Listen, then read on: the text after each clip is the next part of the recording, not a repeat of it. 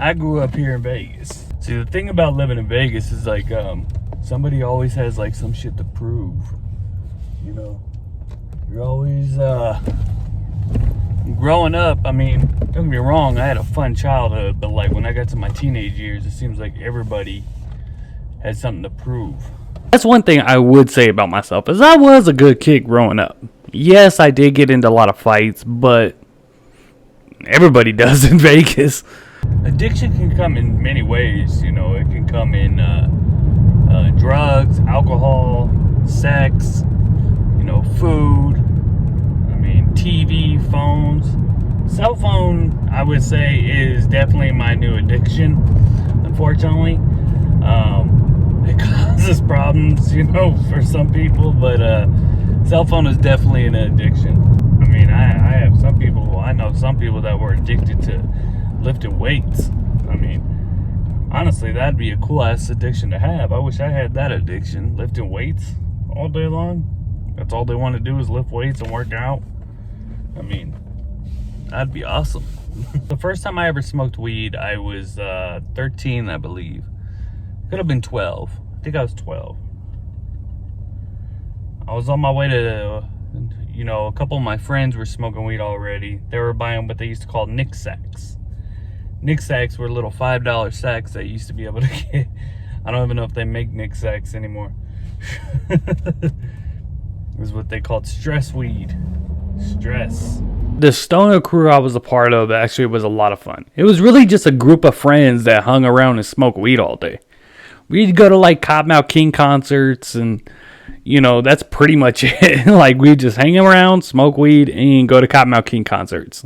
That was it. I don't know why they called it stress weed, but that's what they called it, stress weed. Used to buy in $5 sacks. We were on our way to school. I was going to junior high school. We were walking to school, and you know, we just we smoked. Believe it or not, the very first time I smoked weed, I didn't even get high. I didn't feel anything. I don't know why. I don't know if I just didn't inhale or what, but everybody was laughing and stuff, and I was just like, I don't see the point in this, honestly. Growing up, I was always a good kid. You know, I played Little League Baseball. You know, friends in the neighborhood, you know, that I knew since first grade all the way up to high school, even past high school. Never really got into trouble. Got into some fights, you know, won some, lost some. When I was getting RPC'd a lot, you know, for fighting. The dean at the time, he's now a millionaire for a fitness gym, Mr. Pena. His name was Mr. Pena. When you get RPC from school, your mom or dad or whoever, your parent, guardian, has to take you back to school, you know, and sit with the dean and stuff. And basically, they told my mom, you know, they wanted me in anger management and stuff. And my mom actually cussed him out, called him a pencil neck motherfucker. I don't know what that is, but that's what my mom called him. A pencil neck. I guess because he was a dean or something. I don't know. My 8th grade year, I only got one fight, and that's because I knocked the kid out, and his parents pressed charges on me. I actually didn't think I knocked the kid out, honestly. I didn't realize that I did until later on, you know, when everything went down. Mr. Pena pulled me in his office and was like, you know, you could have killed him. You know, he was knocked out for over a minute. He's like, imagine if he didn't wake up. There's a lot of things I don't agree with when it came to what Mr. Pena said, but that one definitely opened my eyes a lot. You know, he was right. You know, what if the kid didn't wake up? You know, I mean, I could still be in prison today for murder. You know, I mean, it's crazy. You know, so basically the fighting stopped, and that's when the drugs started. My best friend, someone that I consider my brother, Max, you know, he was definitely someone I was really close to. He was my brother. You know, I had a lot of love for him. Still do. I haven't talked to him in many years, but, you know, I still do. Max was definitely my brother. I mean, I loved him to death. He was my best friend. He kind of taught me the ropes when it comes to fighting. He was definitely my best friend. I love him to death. I haven't talked to him in many years, but like I said, I still love him to this day. I hope he's doing well. Max, when he was younger, he was definitely primary one for the girls. I mean, all the girls thought he was Mr. Thing. So, of course, you know, I get naturally attached to him, like, hey, you know, look it up for your brother, you know. You know, it's crazy when I drive down these old neighborhoods. I haven't been down here in a long time, but this is where it all started. Marijuana was the first. I don't even like calling marijuana a narcotic. I don't like calling weed a narcotic, you know. You know, I don't see nothing wrong with it, personally. When it comes to weed, I'm a big supporter of weed. I'll say that. Other stuff I'm not a supporter of, but weed I am. I'm a big supporter of weed. I believe weed should be legal all over the world, honestly. Like, I'm a big supporter of weed. I think it really does help people. And there's nothing wrong for you to go to work every day, work your ass off, pay your bills, you know, make sure there's food on the table for your family, everybody's okay, go home, shower, the kids are in bed, you know, it's getting time for you to go to bed, for you to go outside on your patio or go in your garage or even in your living room or whatever and smoke a bowl or smoke a joint to relax. That was the very first drug I guess you can call it a drug right now, but so that was the first drug I ever tried. Now, a lot of people say that, you know, weed is stepping stones to other drugs because it's the first drug you try. I think that's the very first thing everybody tries because it's the easiest thing to get. There's so much weed that, of course, that's the first thing they try, you know, and it's, you know, it's not bad for you. You know, out here in Las Vegas, it's legal. You know, when I was part of a stoner crew, when I was 17, you know, we were dying for it to be legal. I never thought in a million years it would ever happen. You know, in a million years, I never thought weed would be legal. I was 12 years old when I lost my virginity. I was 13 when I first tried marijuana.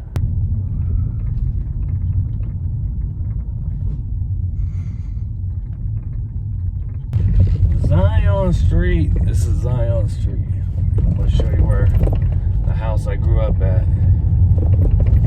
This whole neighborhood, believe it or not, this whole neighborhood probably had 2 houses with grass. My house was one of them. My grandmother had the best yard ever. This is the old neighborhood right there. That's my old house right there. Grew up there 18 years. When I go back to the old neighborhood and see my old house that I grew up in, it kind of makes me sad because when I was living there, my grandmother made that house look amazing. I've said it before, when my grandmother lived there, you know, she had green grass. The grass was constantly green, wasn't dead grass or anything. The house always looked nice, fresh flowers all the time. I mean, she literally had the nicest house on the block. Look like it anymore, but my grandmother had the nicest house on the block. She had it was like a lime green, and it had grass. It was gorgeous. This whole neighborhood is different. God, I haven't been down here in years. I used to run this block, or thought I did at least.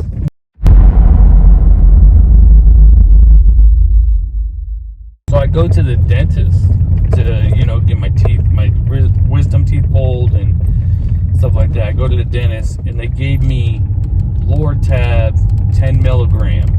And I remember going to the pharmacy, picking up the antibiotics and the painkillers, going home, drinking a smoothie because I couldn't eat anything. I drank a smoothie, went upstairs to take a nap. I took 2 of the painkillers, even though it was a 2-day supply. I was supposed to take one every like 6 hours or something. They gave me 14 of them. Took an antibiotic, went to sleep. I remember waking up from the nap and feeling like amazing. I had butterflies while I was napping. And when I woke up like midway through my nap, and I like had butterflies and everything during my nap, I was like, wow, this feels amazing. it felt amazing. It was something else. Like, it was just crazy. Not only was I not feeling any pain, you feel like on a whole nother level. And that's how they get you. The addiction went pretty fast. Like, it went from literally taking 2 a night to 4 a night to 6 a night to 7 a night.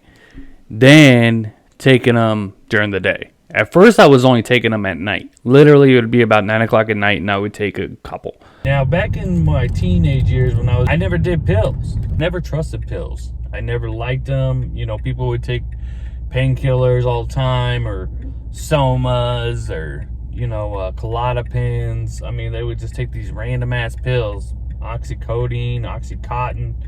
I never did.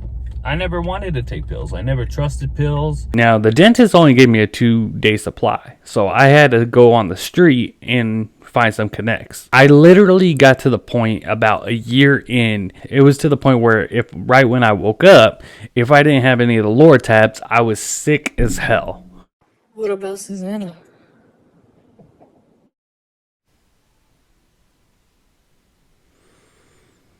Susanna was definitely somebody that went through a lot. I never physically abused her, but I did mentally. My son's mother, Susie, went through a lot of issues when it came to my addiction. Basically, I was constantly bugging her for money every single day. And I mean every single day. When my son Mason was born, I literally had to go in my mother's purse, steal her painkillers, just so I can function enough to be there for Mason's birth. If I didn't have my painkillers, I wouldn't be able to function. I'd be sick as hell. So Susie had a C-section, and afterwards they were giving her pain medicine. They were giving her Percocet 7.5 milligram, ibuprofen 800, plus her antibiotics and stuff like that. The nurse would come in every 6 hours to give her the prescription. So I wouldn't leave. What I had her do was every time she got the Percocet, I would tell her to put it under your tongue, drink the water, make it look like you take it, and then take it out and give it to me.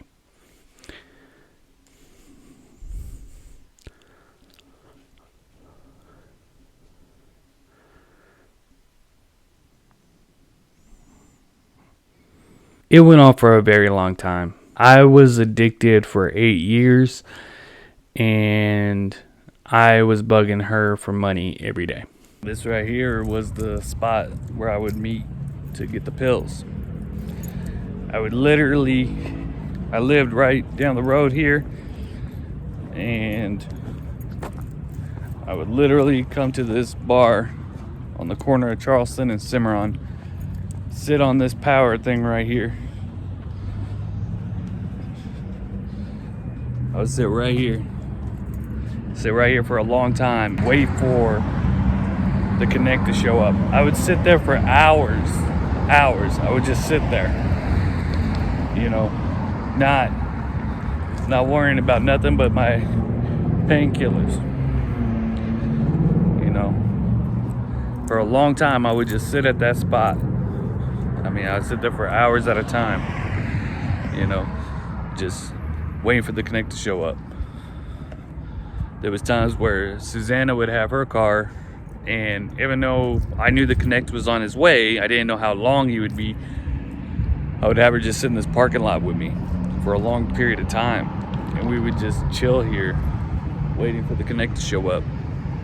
And it was really bad, you know, just sit in this parking lot hours on end.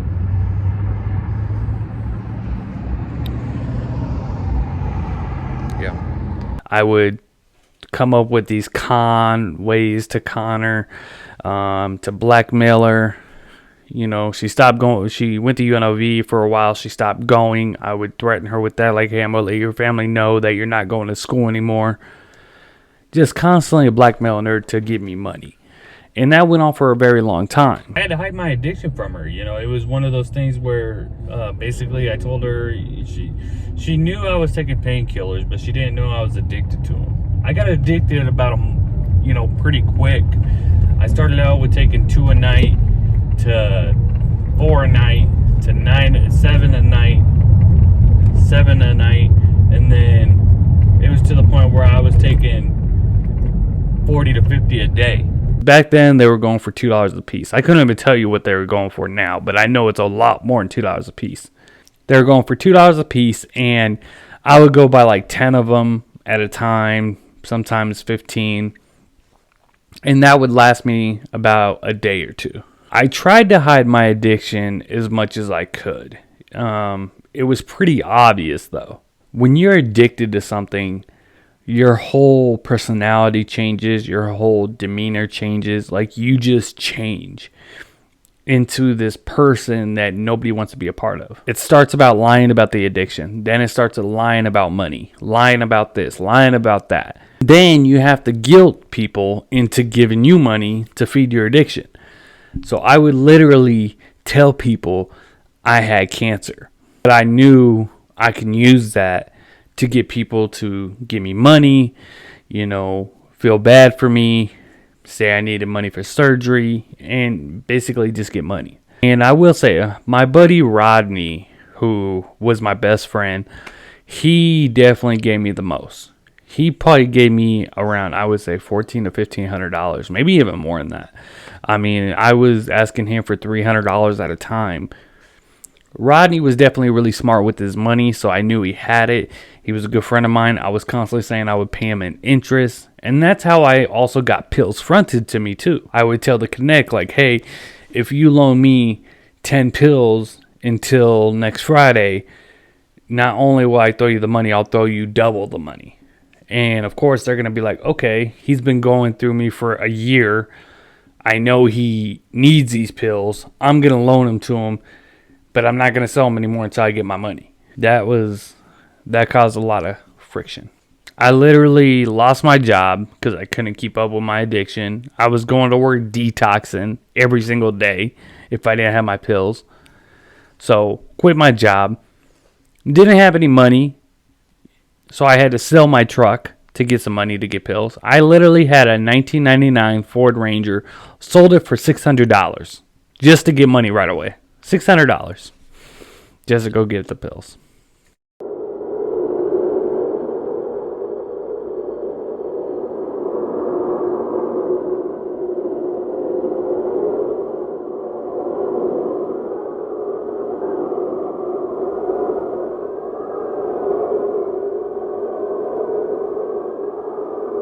And I lost my son.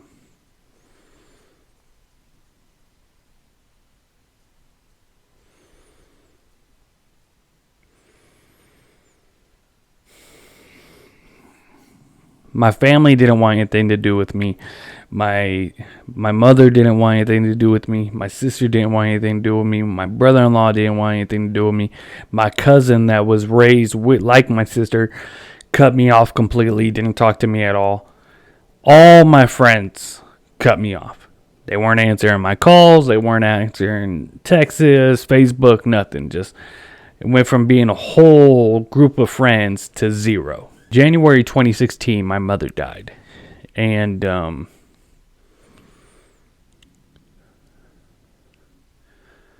Susie brought Mason by to see me. Basically, while they were there, I was talking to Mason. I was playing with Mason, but I was also trying to get money from her. She basically was like, don't talk to me. Talk to your son. This is the last time you're going to see him. Now, she would say that often. She would constantly use that threat against me. You're never going to see him. This is the last time you're going to see him. This is the last time you're going to see me. She would say that so often to where I didn't believe her. She was honest. January 2016 was the last time I saw my son. He's almost a teenager now. He was born in October 8, 2011. Last time I saw him was in 2016. My parental rights were terminated years later after I saw him.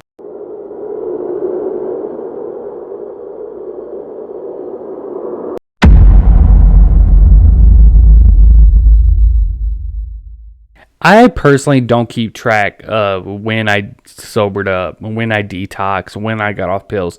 I don't keep track of it. A lot of people do. They get their 30-day chip, 60-day chip, year chip. I didn't want to do any of that. Now, me personally, rehab did not work. I'm not saying rehab doesn't work in general for some people. It just didn't work for me. And I'm not saying I'm better than anyone. I'm not saying that, I'm different than anyone or anything like that. I'm just saying it didn't work for me. I went to rehab 3 or 4 different times. Rehab didn't work for me. It wasn't rehab that worked. I went to rehab 3 different times. Every time they keep you medicated the first couple days and then they let you out. Every time I got out, the first time I went to rehab, 2 weeks later I relapsed. Second time I went to rehab, the day of I relapsed. Third time I went to rehab and got out, the day of I relapsed. It doesn't work for me.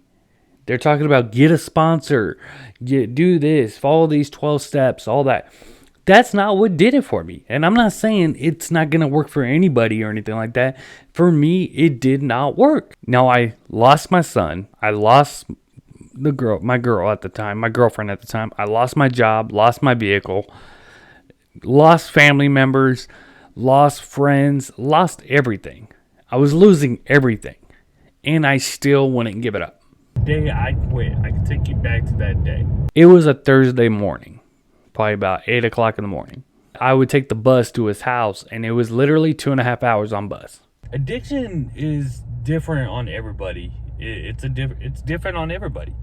Some people, can't break it. Some people can. I had about $20, which at the time he was charging $4, which was 5 pills. I was literally on my way to go get the pills. I was like, okay, I'm going to go to his house, get these 5 pills, take them, come back, go home, relax, and feel better. So I was on the bus, detoxing, sick, eyes running nose. It's about 10 a.m. Taking the bus all the way to his house. I get off the bus. I get to his street. And I just stop. And that was it. I don't know why.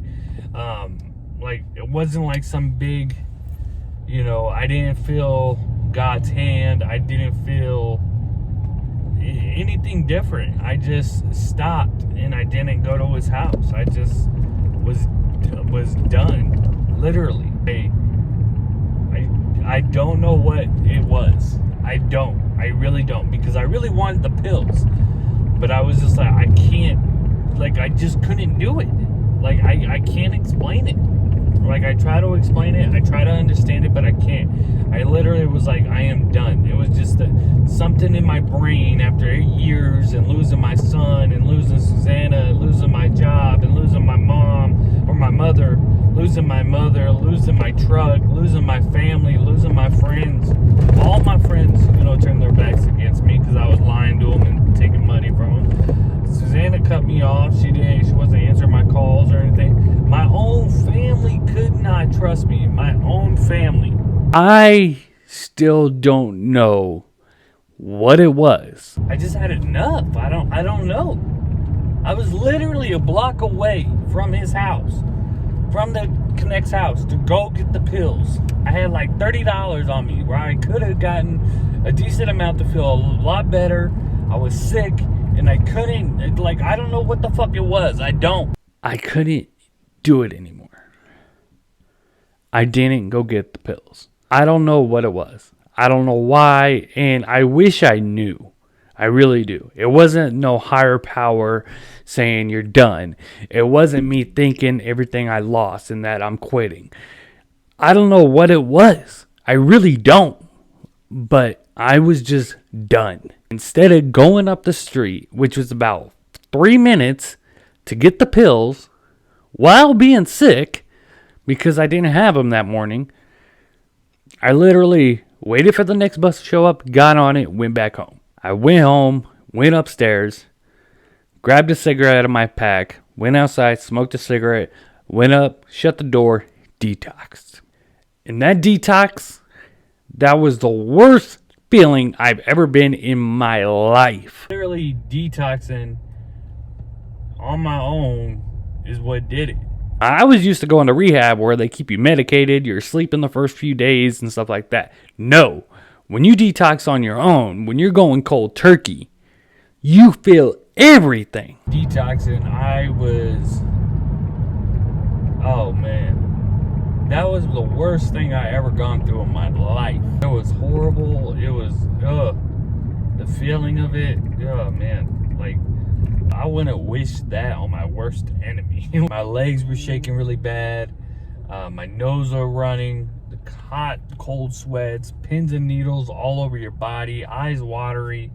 Couldn't even smoke a cigarette. I was in such a mess, and I just was like, just deal with it.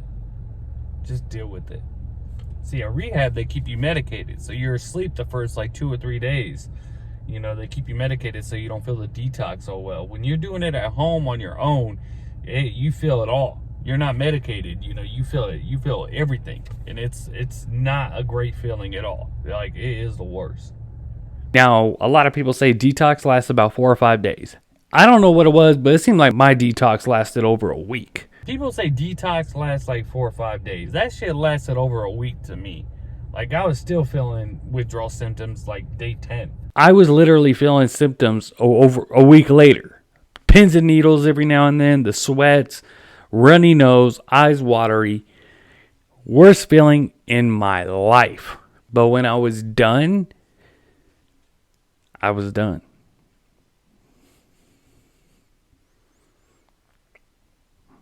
First thing I did was, of course, try to reach out to Susie to let her know that I'm really done this time. A lot of people are upset how Susanna did it, but I understand why she did it. I don't blame her whatsoever why she did it. I just wish when I did detox and got my life together and got a good job and career and stuff that, you know, she would see it and let me be part of his life, you know.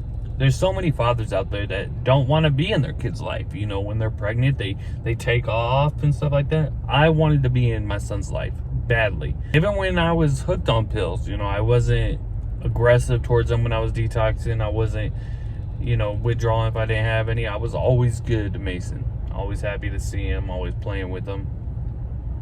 I love him. He's my son. Of course, she had me on blocked, so I tried leaving messages, sending texts and stuff just so I could let her know that I'm detox for real this time. I would like to be in Mason's life. I never thought she would have taken him away from me forever. No response whatsoever. That's my biggest regret by far is Mason. You know, there's times where I still have hope when he's 18. Maybe he'll try to, you know, he'll be down then, because I know then his mom's not gonna have it, or his dad. You know, that's one thing I gotta say. You know, about Josh, Susanna's husband. You know, he did take responsibility of Mason, and he is Mason's dad. You know, he took him in as one of his own. He raised him, and he loves him. You know, and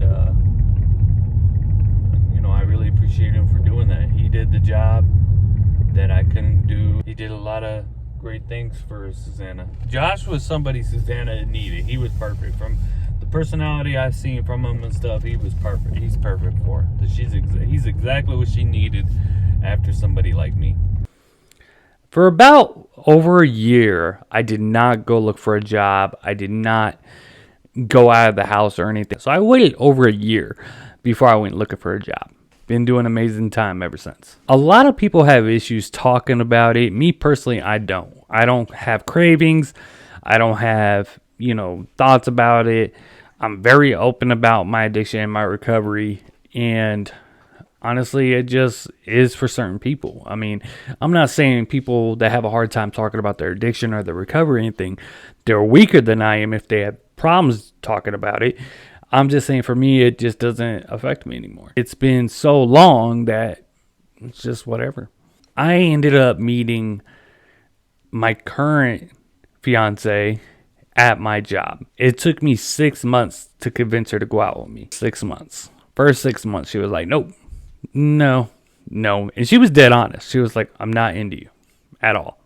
Like, totally crazy, right? So I was like, okay, after 6 months, I'm done. About a week later, she texts me saying, hey, you know, I'm starting to like you. We end up going out on our first date. We go to the Las Vegas Boulevard. Plan was to go to Starbucks that she usually goes to. So on the way there, we stopped by Wahlburgers for a beer. Me personally, I do not like beer. I don't like drinking in general. I don't like the taste of alcohol. I don't like the feeling of alcohol. I never had. The last time I was drunk was on my 21st birthday. That was it. Like, I just don't drink. The one thing I did on the first day, on our very first date, I was upfront about my recovery. History. We all have a history. We all have a past. It's what you do today, what you do tomorrow, the choices you make. I will never touch another painkiller again. I left for Tylenol or something. I would never touch another Lortab, Percocet, Oxycodone, Roxy. I will never touch one again. Me personally, I think they should be banned. I don't think anybody should ever take one. Those pills controlled my life for a long time. There was times where I would kiss them. I would literally have a handful of pills and mwah. That's what they meant to me. I didn't care about my family. I didn't care about my friends. I didn't care about my ex.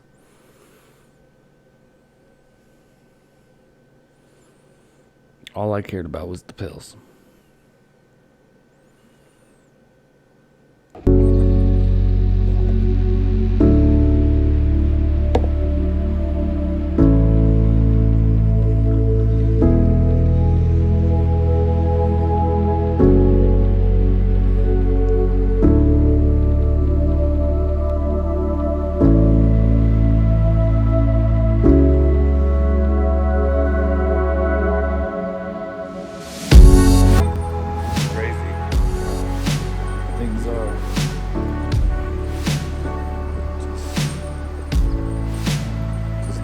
I like to come here a lot to think. Bring Luna here. It's where I used to be Mason, and I live close near here now, so it's where I just like to come, relax, think of my job, think of my career, think of my life, everything I've gone through to where I'm at now, changes that I made.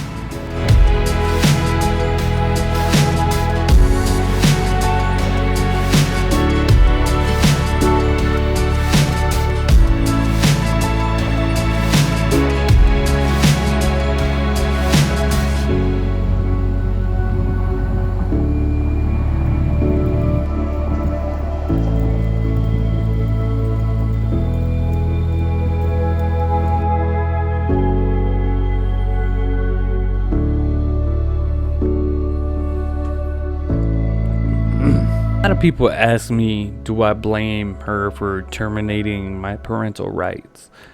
When my rights were terminated, I was already 3 years without any painkillers. I passed my drug test. I was paying child support. I also had insurance for him. And when we went to court, the way she looked at me was just pure hatred. Pure hatred. No, I don't blame her. I blame myself.